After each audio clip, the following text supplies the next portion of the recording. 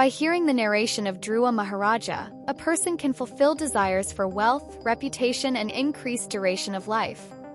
Once upon a time in the kingdom of King Athunapad, there lived a young prince named Dhruva. Though only 5 years old, he was deeply devoted, kind-hearted, and strong-willed.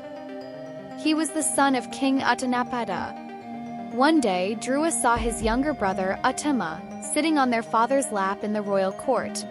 Excited, he rushed to join them.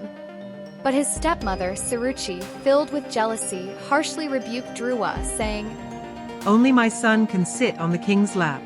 If you desire such a privilege, you must first seek the favor of Lord Vishnu and be born as my son in your next life." Hurt and determined, Dhruva ran to his mother, Queen Suniti. She consoled him gently and said, "My son, do not harbor ill feelings.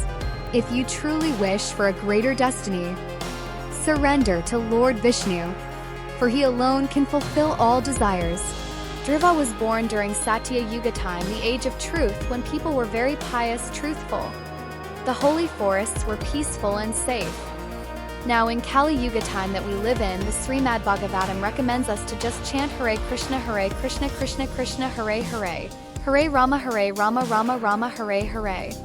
Just by chanting this holy mantra in Kali Yuga will give us the same benefit like a person in Satya Yuga did by doing great austerities. Filled with resolve, Dhruva set out to the forest to meditate and seek the Lord's blessings. On his journey, the divine sage Narada appeared before him and tested his determination. Some of the things Narad Muni said. Every man should act like this. When he meets a person more qualified than himself, he should be very pleased. When he meets someone less qualified than himself, he should be compassionate toward him. And when he meets someone equal to himself, he should make friendship with him. In this way, one is never affected by the threefold miseries of this material world. My dear Lord Naraji, for a person whose heart is disturbed by the material conditions of happiness and distress, whatever you have so kindly explained for attainment of peace of mind is certainly very good instruction. My stepmother, Suruchi, has pierced my heart with her harsh words. Therefore your valuable instruction does not stand in my heart. I want to occupy a position more exalted than any yet achieved within the three worlds by anyone, even by my father and grandfather. If you will oblige, kindly advise me of an honest path to follow by which I can achieve the goal of my life. The instruction given by your mother, Suniti, to follow the path of devotional service to the Supreme Personality of Godhead, is just suitable for you. You should therefore completely absorb yourself in the devotional service of the Lord. The Lord is more beautiful than all the demigods. His form is always youthful. Chant this sacred mantra, Om Namo Bhagavate Vasudevaya. Then Naraji went to visit Dhruva's father, who felt awful about the whole incident of Dhruva not sitting on his lap. Naraji told him that Dhruva is safely praying to the Lord. Dhruva's father just gave up all his duties as a king and only thought of his beloved Dhruva. Dhruva meditated with unwavering focus, performing intense penance. His devotion and austerity shook the heavens, and even the demigods marveled at his resolve and asked Lord Vishnu for help.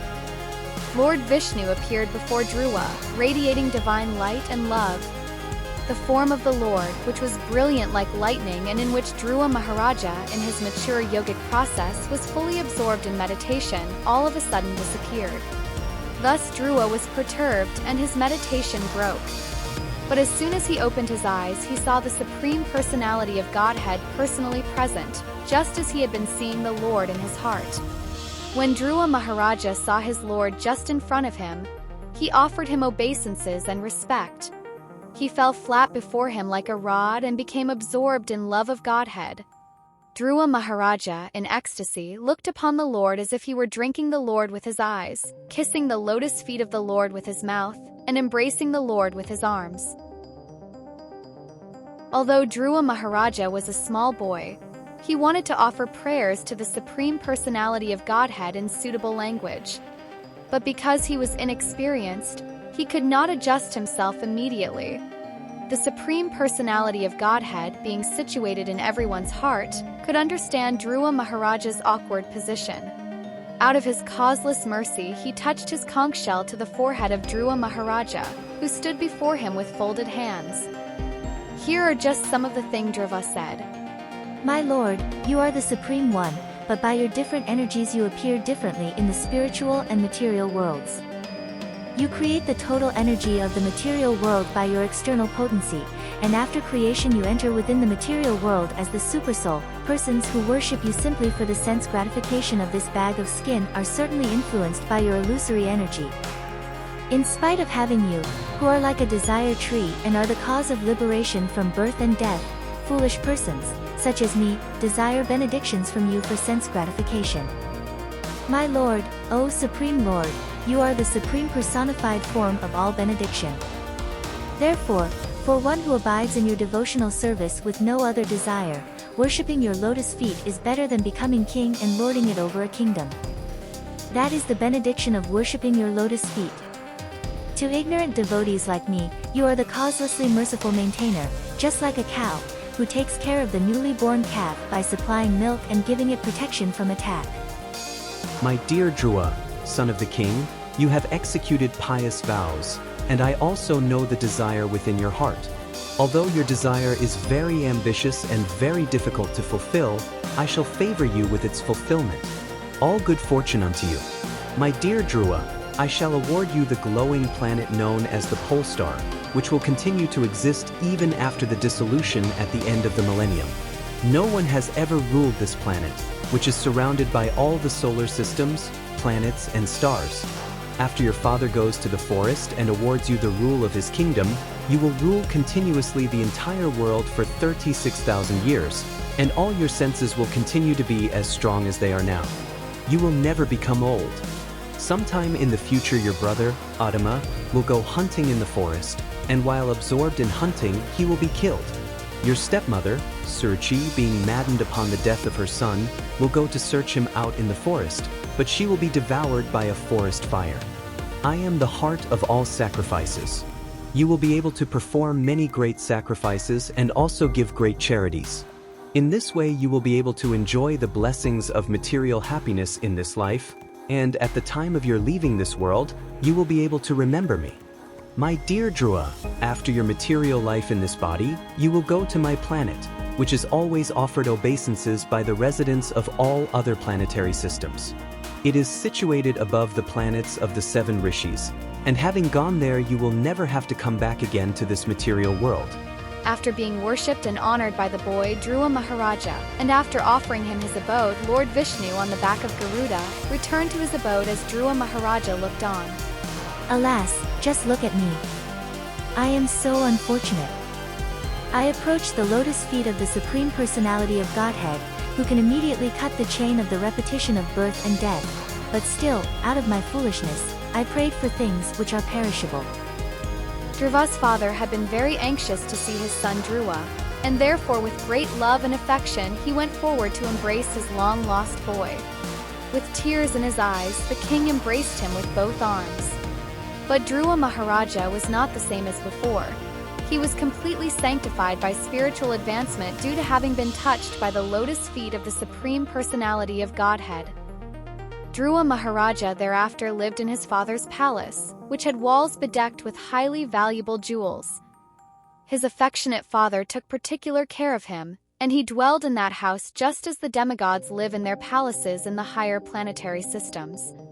The saintly king Uttanapata, hearing of the glorious deeds of Dhruva Mahārāja and personally seeing also how influential and great he was, felt very satisfied, for Dhruva's activities were wonderful to the supreme degree. When, after concentration, King Uttanapata saw that Dhruva Mahārāja was suitably mature to take charge of the kingdom and that his ministers were agreeable and the citizens were also very fond of him, he enthroned Dhruva as emperor of this planet. Thereafter Dhruva Mahārāja married. Dhruva Mahārāja's younger brother Uttama, who was still unmarried, once went on a hunting excursion and was killed by a powerful yaksha in the Himalaya mountains. Along with him, his mother Surusi also followed the path of her son. She died.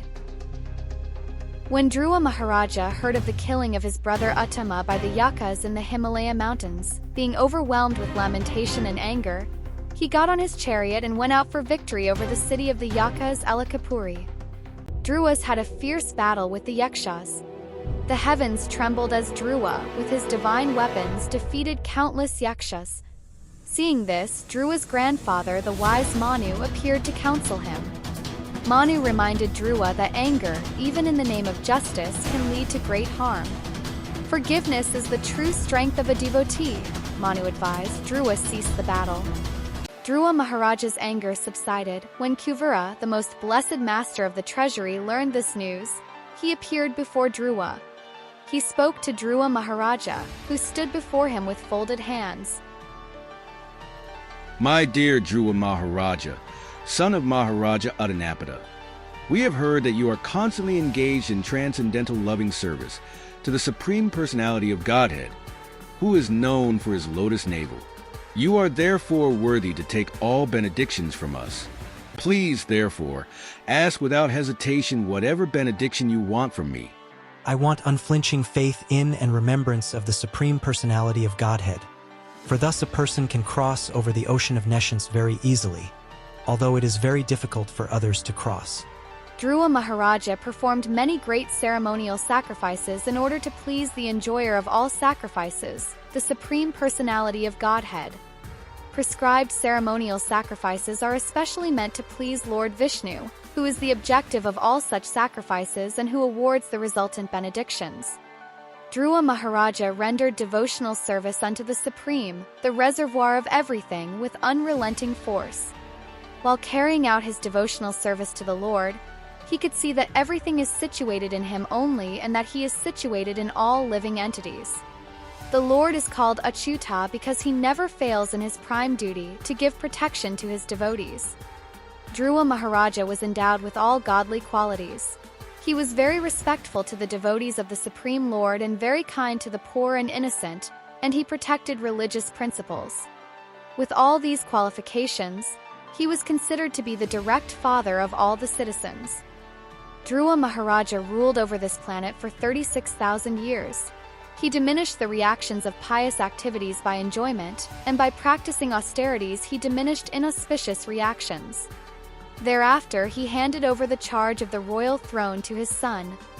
In due course of time, he retired to the forest in the Himalayas known as Badarik Ashram. He concentrated his mind on the Archavigraha form of the Lord, which is the exact replica of the Lord, and thus meditating upon him, entered into complete trance. Dhruva Mahārāja saw two very beautiful associates of Lord Vishnu in the plain. Dhruva Mahārāja immediately stood up. He simply offered obeisances with folded hands and chanted and glorified the holy names of the Lord. When Dhruva Mahārāja was attempting to get on the transcendental plane, he saw death personified approach him. Not caring for death, however, he took advantage of the opportunity to put his feet on the head of death, and thus he got up on the airplane, which was as big as a house. Dhruva was seated in the transcendental airplane, which was just about to start, when he remembered his poor mother, Suniti. He thought to himself, How shall I go alone to the Vaikuntha planet and leave behind my poor mother? Nanda and Sunanda could understand the mind of Dhruva Mahārāja, and thus they showed him that his mother, Suniti, was going forward in another plane.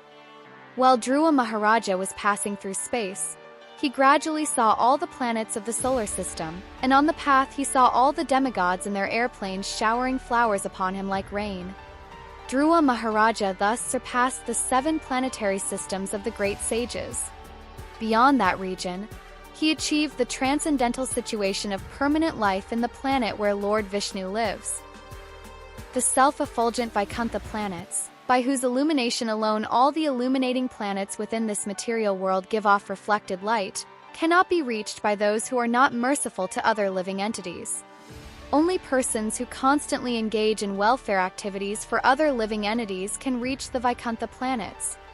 Persons who are peaceful, equipoised, cleansed, and purified, and who know the art of pleasing all other living entities, keep friendship only with devotees of the Lord. They alone can very easily achieve the perfection of going back home, back to Godhead. The great sage Maitreya said, By hearing the narration of Dhruva Mahārāja, one can fulfill desires for wealth, reputation, and increased duration of life. It is so auspicious that one can even go to a heavenly planet or attain Dhruvaloka, which was achieved by Dhruva Mahārāja, just by hearing about him. The demigods also become pleased because this narration is so glorious, and it is so powerful that it can counteract all the results of one's sinful actions. Anyone who hears the narration of Dhruva Mahārāja, and who repeatedly tries with faith and devotion to understand his pure character, attains the pure devotional platform and executes pure devotional service. By such activities one can diminish the threefold miserable conditions of material life. Anyone who hears this narration of Dhruva Mahārāja acquires exalted qualities like him. For anyone who desires greatness, prowess or influence, here is the process by which to acquire them, and for thoughtful men who want adoration, here is the proper means. One should chant of the character and activities of Dhruva Mahārāja both in the morning and in the evening, with great attention and care, in a society of Brahmins or other twice-born persons. Persons who have completely taken shelter of the lotus feet of the Lord should recite this narration of Dhruva Mahārāja without taking remuneration.